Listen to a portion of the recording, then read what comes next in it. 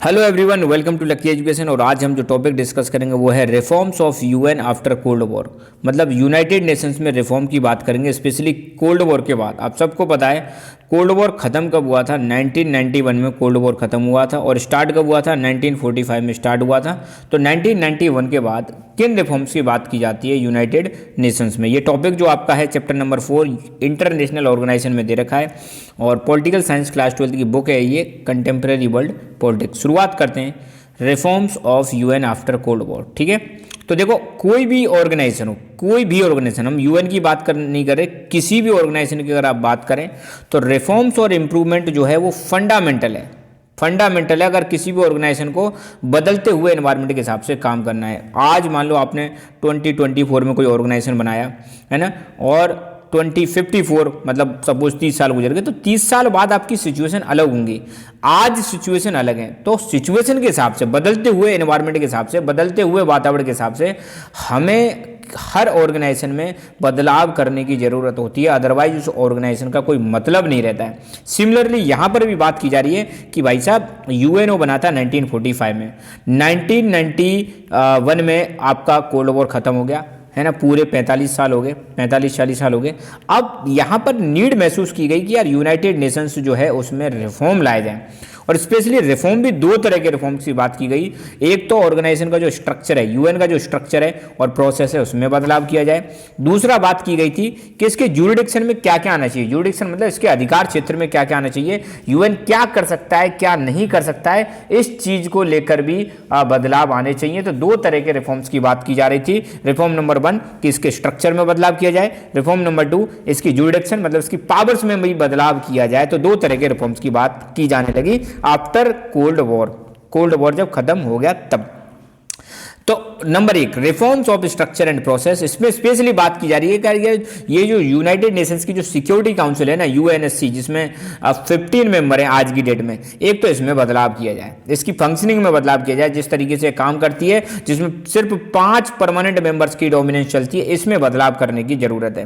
दूसरी बात कही गई थी कि यार अब दुनिया बदल चुकी है, अब कंटेम्प्रेरी वर्ल्ड पॉलिटिक्स के हिसाब से, कंटेम्प्रेरी मतलब 1991 में जो सिचुएशन थी उसके हिसाब से यूनाइटेड नेशन सिक्योरिटी काउंसिल के परमानेंट और नॉन परमानेंट मेंबर जो हैं उसमें भी बदलाव किया जाए, उनकी संख्या बढ़ाई जाए, इसकी बात की जाने लगी। तो मतलब मेन फोकस जो स्ट्रक्चर और प्रोसेस में था ना, वो था सिक्योरिटी काउंसिल की फंक्शनिंग पर, सिक्योरिटी काउंसिल के स्ट्रक्चर को बदलाव करने की बात की जा रही थी। और यह भी कहा जा रहा था कि भैया एशिया, अफ्रीका और साउथ अमेरिका, ये साउथ अमेरिका में से एक भी देश परमानेंट मेंबर नहीं है, अफ्रीका में से एक भी देश परमानेंट मेंबर नहीं है, एशिया इतना बड़ा कॉन्टिनेंट, दुनिया का सबसे बड़ा कॉन्टिनेंट, सिर्फ चाइना एक मेंबर है। तो कह रहे हैं तीनों कॉन्टिनेंट में भैया मेंबर बढ़ाए जाएं, है ना।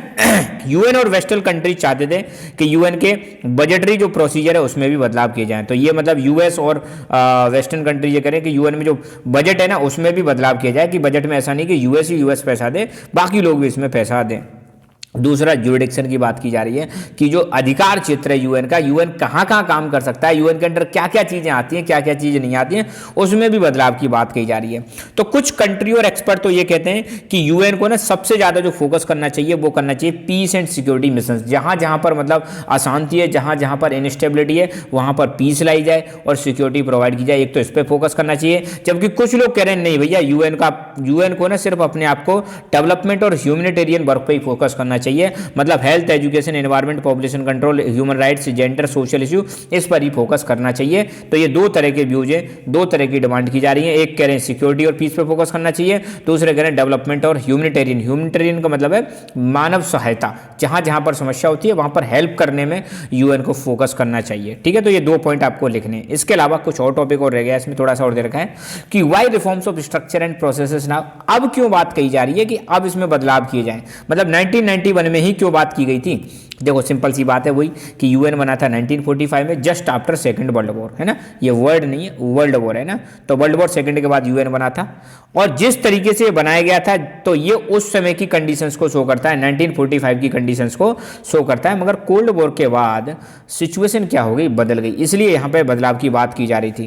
क्या क्या चेंजेज आए थे 1991 में, आप देखोगे तो चेंजेस क्या थे। नंबर 1, सोवियत यूनियन खत्म हो चुका था, डिसइंटीग्रेशन हो चुका था 15 कंट्रीज में, यूएस जो है स्ट्रॉन्ग पावर बन चुका था, यूएस की दादागिरी यहाँ से स्टार्ट हो जाती है और रसिया और यूएस के अब रिलेशन थोड़े बेटर हो गए थे पहले की तुलना में।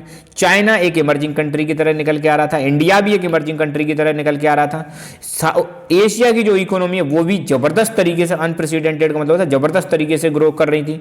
कई सारे कंट्रीज ने यूएन को ज्वाइन कर लिया था और अब जो है 1991 वाले टाइम में नए चैलेंजेस निकल के आए थे, जैसे genocide, civil war, ethnic conflict, terrorism, nuclear proliferation, climate change, environment degradation, epidemics. तो इन चैलेंजेस को भी डील करना है, इसलिए यहाँ पे बात की जा रही थी कि भैया कोल्ड वॉर खत्म होने के बाद यूएन में बदलाव किए जाएं, चाहे वो स्ट्रक्चर से संबंधित हो चाहे वो प्रोसेस से संबंधित हो। ठीक है, तो बस आज के लेक्चर में इतना ही। Thank you so much, keep learning, keep enjoying and god bless you all.